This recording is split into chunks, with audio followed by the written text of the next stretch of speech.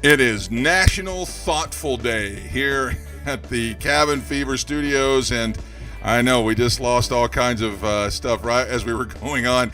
We heard this big, loud kablam. You can probably hear it right now. We've been, for the last several days, dealing with getting a new roof here at our house, our new home that Jody and I just moved into, and we were just... As we were getting ready to go on the air, they came back from lunch. And so so all throughout the show today, you're going to be hearing air hammers and people on the roof and all kinds of stuff. And the funny part about it is we recorded a bunch of shows earlier in the week where they were doing the same thing. So this will be something that's going to be with us here on the show for the next several weeks as we move into bigger and greater things. So anyway, welcome everybody to the podcast. And as you can probably tell as you were coming on today, there's some changes afoot in the air. And before I get to that, though, let's get out there and let's make this day happen. And guys, I need my computer on. All right, so. We got a great show planned for you today. On the show today, I've got Alan Asp, who is the author of the show, of the book entitled The Jewish Secret, and he's going to come on and talk to us about how he went from being somebody that was $300,000 in debt into somebody who's now a trader and sought after as a speaker and somebody who coaches and gives people advice. And man, there's just so much that we can. I don't want to get too far ahead of myself because I'll be reading his bio for you here in just a few minutes. But anyway, let's head over to the tech desk where Jody and Luke are sitting in today. And I wish I could just turn the camera upwards and you could see the crew of roofers that are here today. Yeah. We can't see them. Thank we God. can hear them though. But I keep thinking they're gonna fall through. Yeah. Yeah, it's like they're right.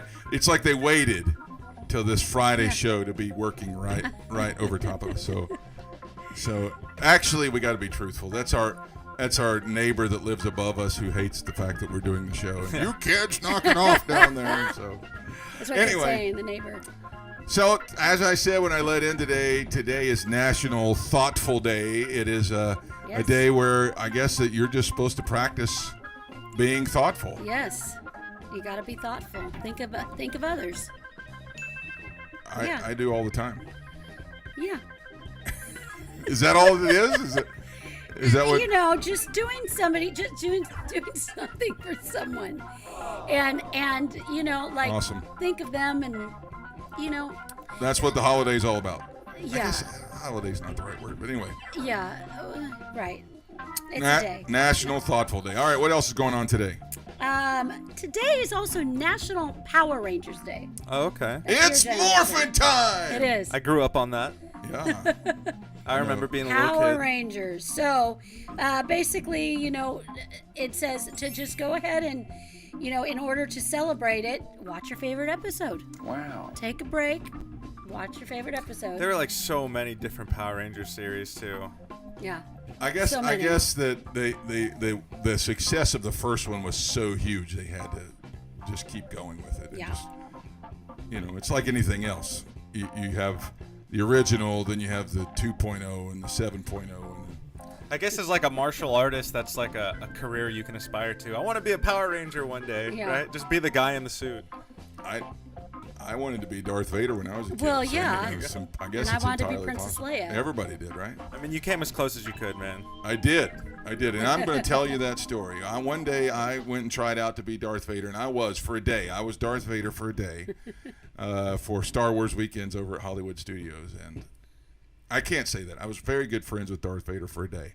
And it was a really cool experience to wear that. But anyway, I digress. Yeah. All right, let's move on. What else is going on? Today is Bow Tie Day. Bow Tie Day, yeah. And that's they've made a comeback. You guys are missing out. I don't know anybody that knows how to tie a bow tie. I don't know a single person. I think Darnell does. Really? Okay. Darnell's our tech kind of director at the church, and I think he knows how to tie a bow tie.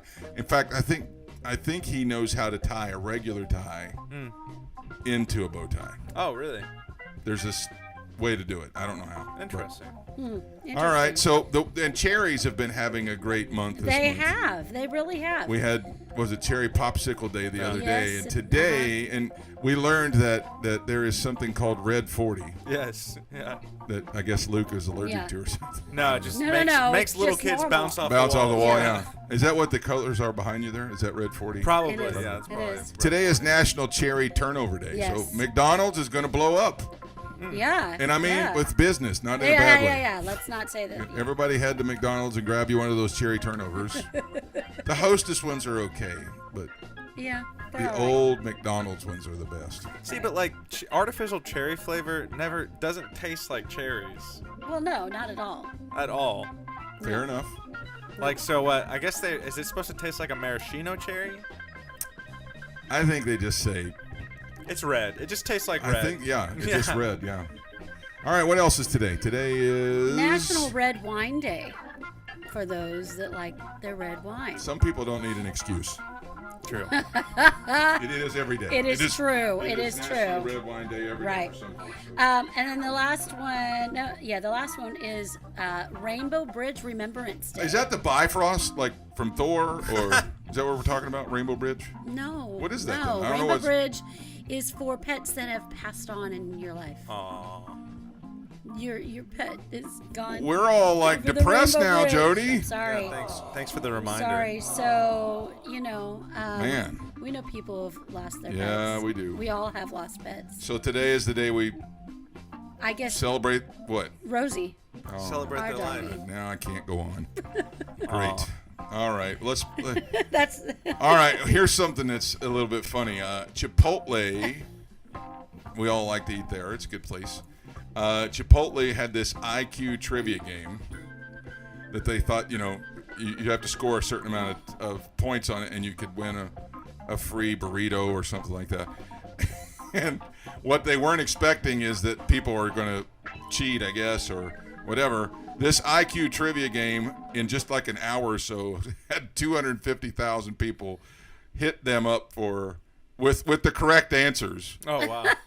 and they had to give away free burritos. Ooh. So if you'd like to, Interesting. if you want to see if you can do it, go to chipotleiq.com. interesting. And Wow. Just thought I'd do that one since you didn't. that was pretty good, Jode. Thanks. Yeah, you did sound like it. Yeah.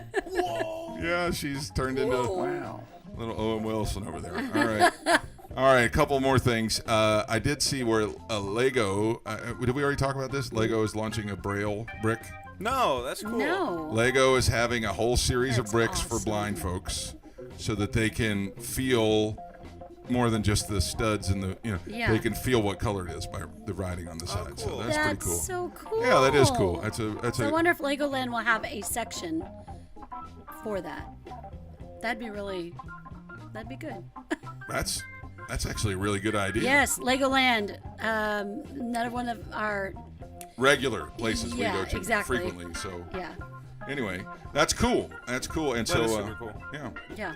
And then Luke was talking about they've started. We mentioned it a few weeks ago on the program. There's something here in Orlando for all you local folks called Magical Dining, where there's several restaurants that are participating, where you can get a lot of high quality, and it's not just the cheap places; it's the good, expensive places. And it starts today. Yep. The startup. And it's for a good cause too. Yeah, what's the good cause? It's a charity. They do it every year. It's for a different charity, but I can't remember. Let's see, what is it? It's for Feed the Need, Florida. So you get good discounted meals, and the proceeds go to help a charity here in town. So if you'd like to get out there, Orlando folks, get out there and do it. Go tell me what your favorite restaurant is that you're going to use this at, and how that worked out for you. I want to address something real quick before we get to our guest. If you noticed when you were coming on the program, or if you follow us on social media, or any of the other platforms that we're on, the name of the podcast has finally gone through the change. We've been saying it for several weeks that we were going to change, actually months now, that we were going to be changing the name, and it's not because we didn't like Cabin Fever. Right. But Cabin Fever is actually the name of several other podcasts that have the same name. And because we really started it in the middle of quarantining, and we know people were kind of shut in, locked up, that kind of thing. And so, this was something to kind of just be a break from that. The response from you folks have really helped us to expand what the podcast is. And so we sat down with a branding and marketing specialist who's going to be a guest on the program, Lauren Wiseman, who's been a studio musician in Hollywood, and was involved in the American Idol success at the very beginning. He's got a great book called How to Be a Success in the Music Business. He and I sat down and we started talking about, really, what do you want to accomplish with this podcast? What are you doing? And, we really kind of came down to what we're trying to help people do is we want them to have good news in their life, but not just good news. We want them to be able to find what they're looking for. And we came up with several different points of that. I know you don't like that, but you're going to get the roofers didn't like that. Anyway, so we came up with several different versions of it. And so the new name for the podcast going forward is going to be called Expanding Your Search and Stopping for Directions. And I know some people are like, wow, that's a mouthful. It is, but it really captures the heart of what we're trying to do. We're trying to help people that are looking for information and things that they're in a search for things in their life. And we want them to stop here while they're looking. Because our guests that we have on all the time are such great guests who do such an amazing job bringing forth some of the most incredible information. And so that's why we're changing the name of the podcast. And today is the first day we've actually kind of leaned in on it. And it's Expanding Your Search and Stopping for Directions. So here's what we're going to do. Throw the logo back up there, Jody. And I'm going to start just from that again. So just go up there. All right, there it is. All right, and go. Hi, everybody, and welcome to Expanding Your Search and Stopping for Directions. I'm Brent Bailey, your host, and it's going to be a great day today. My guest today is one of the most incredible authors that you're going to ever hear or read. He is an author of the book entitled The Jewish Secret. He is a publisher, an entrepreneur, a real estate investor, a stock investor, life coach, business consultant, business owner, father, and husband. He teaches 12 lessons in his book that he learned from being over $300,000 in debt to leaving a legacy for his children. He's a world traveler. He's a world speaker. He's sought after by traders around the world with his knowledge of different trading systems. I want you to welcome to the program today our good friend, Alan Asp. Alan, how are you? Good to have you on the show today.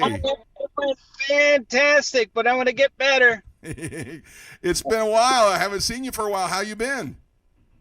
Oh, it's been good. We got a little worried there after that COVID scare, and we came back from Maui, and basically we had to shut our business down for about 6 weeks, and it was kind of scary. Everything kind of like all fell apart. I don't usually get worried because my faith is in God. I don't have fear. I have faith in God. And I'm like, God, like, what's going on here? And I said, everything's going apart. I might as well start giving. And so when I got back, I just started writing checks out to everyone, even though one of my main businesses were closed during the crisis. And wow, it paid off. All right, so let me just that could get right past some folks. You started giving in the middle of a really hard time, which is the absolute opposite of what a lot of folks think. It was so bad. I had one business that was doing approximately at one time was doing like $5,000 a week, and it was under $2,000. And I said, the ship is going down. I'm going to go ahead and give $1,000 from that company. I got 4 companies. I give $1,000 from each one. So I started out with the first one, and we were doing about $1,800 a week. And then all of a sudden it went up to about $4,000 a week, then $5,000. And I'm like, now we're like back to even. And I said, I'm going to give another $1,000. and then we went up to 7,000. Then I gave another 1,000, then went up to 10,000, and this week we're going to do over 20,000. So that's just one business. It's just I found it's amazing because it's counterintuitive to the thought. When I was $335,000 in debt, I gave $1,000 a month, and I was losing $1,000 a month. That means that my income was $3,000 a month. My bills were $4,000. And I talked to a friend of mine, Mike Murdoch, and he says, you know what? If you want to be a millionaire, you got to give $1,000 a month. I said, you don't get it. I'm losing $1,000 a month. He says, no, you don't get it. If you give $1,000 a month and you let God use that toward in investing in God's kingdom, that it'll turn around and you'll get 10 times on your return. So that's kind of where my change all started there, is in giving when I had no money. Literally had no money. My goodness, folks, this is Alan Aspen. As you can tell, wow, what a testimony to start off this interview. Right in the middle of the hardest time, he gave his way right out of it. And I heard somebody say one time that if you'll get addicted to giving, God will support your habit. And you're a living example of that right now. It works. It works. So let's talk about your book real quick. The Jewish Secret. It's available on Amazon. I think they're going to try and throw a picture of it up there, so if folks would like to go and get a copy of it. If you could, give us a little bit behind the scenes. We don't want to, give everything away because we want folks to buy the book, but give us a little bit of there's 12 lessons that you learned in there. Can you give us a nutshell of one of them? The biggest nutshell is that I learned in the Jewish faith, there's 2 sins. The first sin is to go ahead and be poor, and the second sin is to go ahead and eat pork. So it's kind of an analogy. They say, no po, no poke. And I was like, how can you control being poor? I said, I don't get, why is it a sin to be poor? And they said, because you're a taker, you're not a giver. And wow. I'm like, wow, that just changed my whole philosophy of life. I was taken from everyone. I was taken from MasterCard, Visa, Discover, and American Express. And then I didn't forget my mom and dad. I owed everybody. Wow. And so I was like, you know what? I got to start, I got to pay everything off, and I got to go ahead and start giving back. And I couldn't do that when I was broke. Yeah. So, yeah. And so when you started to give, obviously it was the giving that was the catalyst for everything, but did you start getting, did God start just downloading creative ideas and things into your spirit? And, I mean, what were some of the practical steps that you took during that time? Well, one of the practical steps is that you have to give for something. So I learned that you don't just give and just to give. So you have to have a purpose behind it. That I was always taught in Malachi, the reason God was grieved is because the people didn't give. And I kept saying, well, that doesn't make any sense. God doesn't need our money. But what it was, he was grieved because he can't bless and prosper them because they didn't give. And so what I did is I wrote out a goal list of everything that I wanted to accomplish every year of my life till I was 120. And then I took the goal list, and on the corner of the checks, I would write on the corners of the check what I wanted God to go ahead and do to enrich my life and to bless other people. And then that's what I wrote. And every time I'd give a check, I would put it on that left corner off of my goal list, what I wanted to accomplish with God. And so as you were writing those things, can you give us a little example of what was it that you were giving? Like, what were some of the things that you were wanting to do? The fascinating thing is that you can't go ahead and understand this stuff because spirituality and faith is just something you can't go ahead and control. So on my checks, I wrote I wanted to go ahead and have new floors, new carpets, new doors, new door walls. I wanted to go ahead and have new siding, new roof, new gutters, new fencing, and I wanted a new driveway because everything was 30 to 40 years old. It's all dilapidated, falling apart. And I wrote them on there, and I said, well, this is stupid. I mean, how in the world can I get all the money to do this? Well, 3 years after I wrote the checks, a hailstorm came through my city, came out of a lake 1.5 miles from my house. Witnesses watched it come out of the lake. Hailstorm hit my house head on, and the insurance went ahead and paid for every one of those things. I mean, I'm just wow. I mean, know, that's what I said. I was like, wow. I was like, that worked pretty good. So then I gave enough, then I did other things, but everything that I've written on those checks, they all seem to come to pass. It's just like almost like on a magic pen or something, but it's more just that the key thing is to keep giving, and then it just seems to to work. And everything I've written on the checks, when I give, for example, I just bought a house about a month. Well, no, actually it was about actually it was last November, and I wrote on the check to go ahead and buy this house, and then I put the offer on the late, and they said they took the offer, and then they said, well, wait a minute, we got a problem. I said, that doesn't make any sense to me. I went ahead and I wrote a check for $1,000 to my local church, and I went ahead and I'm like, okay, this ain't making sense, because this it's always worked. So the deal almost was completely fell through. I looked at my checking account. I'm like, well, that's odd. They never went ahead and cashed a check. So I called the church up a week and a half later, and I said, why didn't you cash my check? And they said, because it said in the bottom left corner to go ahead and get the house of my dreams. And then I said, would you put it into your account? And I says, put it in toward the general fund. And then after they did it, the house went through. Is that like nuts? I mean, that is an amazing story. That is absolutely amazing. And it happens every time. That's why it's so wild. Yeah. And so in those times, you gave your way. You gave your way out of challenges. You gave your way into something that God wanted to do in your life. Absolutely. And I would not do one thing in anything I do, anything major in my life, I would not do it without giving a seed first. I think it goes back to the Old Testament where they gave a grain offering, a first fruits offering. All right, wait a second. You need to say that again. You don't make any big decisions. I would not do any decision in my life without giving first. And it's an Old Testament biblical practice where they didn't do anything unless they gave the offering first. So they gave like a grain offering, a first fruit offering, a bird offering. They had offerings for everything. And so I don't do anything without giving first. I don't do it. And then I put on the check what I want to occur.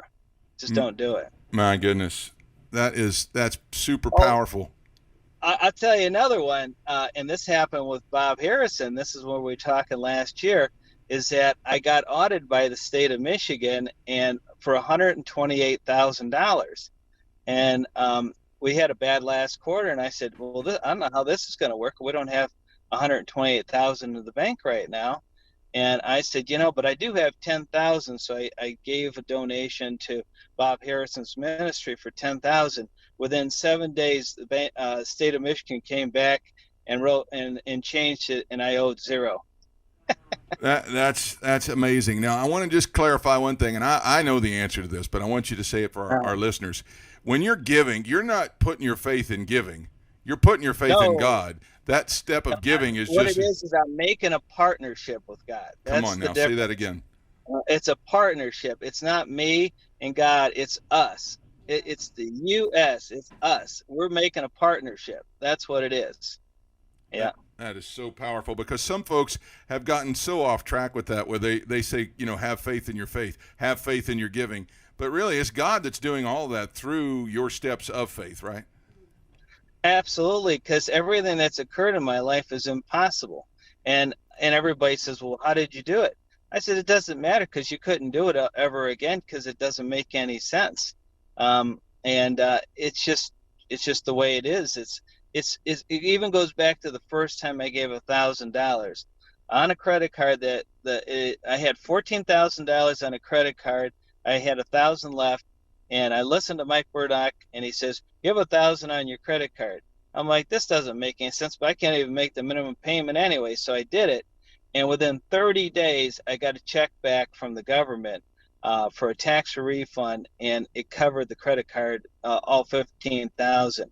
And I'm like, wow, that works pretty good. So then I give another $1,000, and that kind of got me on my life of giving, because I found it always works.